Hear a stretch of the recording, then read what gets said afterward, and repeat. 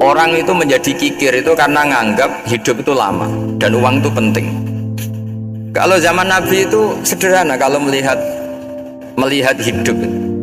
Pernah suatu saat Nabi itu punya jatah makan, karena Nabi itu hidupnya juga pas-pasan.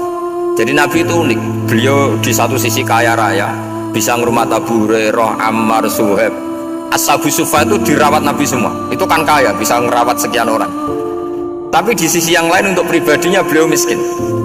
Kadang nggak bisa makan hari itu. Tapi di saat yang sama bisa merawat Ahlus Sufa. Jadi keliru kalau orang hanya cerita Nabi itu miskin, untuk makan dirinya aja susah. Itu keliru. Kelirunya kalau tidak diteruskan, tapi Nabi mampu menghidupi Ahlus Sufa. Singkat cerita, jatah makannya Nabi itu dikasihkan orang. Ketika Nabi tanya, ya Aisyah, makanan jatah saya di mana? Oh ya Rasulullah, tadi ada orang minta tak kasihkan, maka makanan itu habis. Apa kata Nabi? Kamu salah Aisyah. Yang kamu kasihkan itu justru yang masih. Ya, yang kamu kasihkan itu justru yang masih. Sehingga Nabi menganggap, makanya Nabi terus ngendikan, ya kalau mukhatabnya lelaki ya kira-kira begini. Wa halaka min malika illa ma akalta fa'afnaita wa labista fa'ablaita. Terusannya wa tasaddaqta fa'abqaita, kata Nabi. Harta kamu ya kamu makan kemudian ke WC jadi kotoran, atau punya pakaian mewah nanti rusak.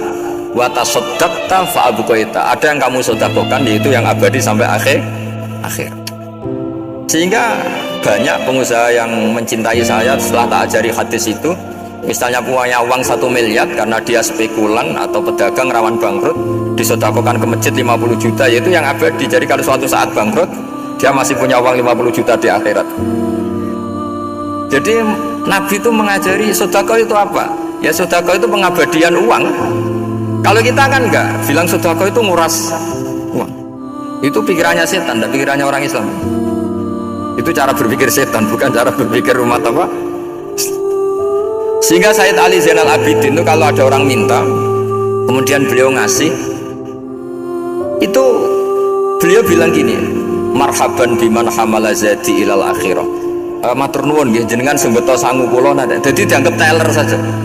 Orang yang minta uang beliau itu dianggap tukang nyatet bank itu. Karena sudah ditabungkan, ya sudah. Kalau kita kan enggak, wah pengemis tuh ganggu gini-gini. Kecuali pengemis profesi ya mungkin kita agak-agak enak. Pada zaman akhir itu ada pengemis apa? Profesi, jadi repot tuh.